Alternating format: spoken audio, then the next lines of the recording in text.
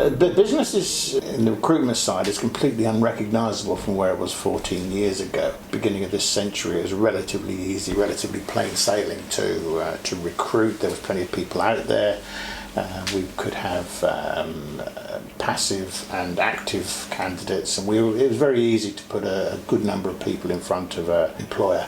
Now, of course, we've had the recession come along around about 2008, and suddenly nobody wanted to move jobs anymore. They were all too afraid to move, because if they moved and didn't like it or whatever, then no movement, of course, caused stagnation, and people were staying in roles that they didn't like.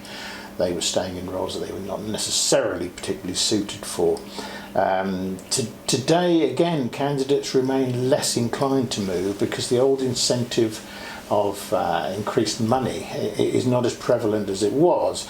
With very, very low inflation, what a lot of employers are tending to do now is to say, well, okay, that's the average wage for that particular role in our industry, so that's what I'm going to be offering to a new employee. And then we have to, of course, point out to them that if you're offering the average salary for that role, then the only people you're going to attract are people who are currently on less than average salaries.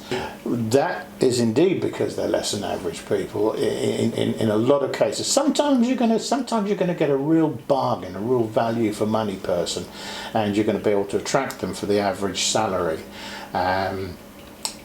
But if you do that, of course, you're constantly in a situation where you're only paying them the average. So when somebody comes along who's a little bit more enlightened in terms of what they've got to do to attract people, they're going to offer a little bit more than average, you're in danger of losing that person. We have to be very innovative now in the way that we go about search and selection, and we have to make sure that we're very much at the cutting edge of candidate attraction.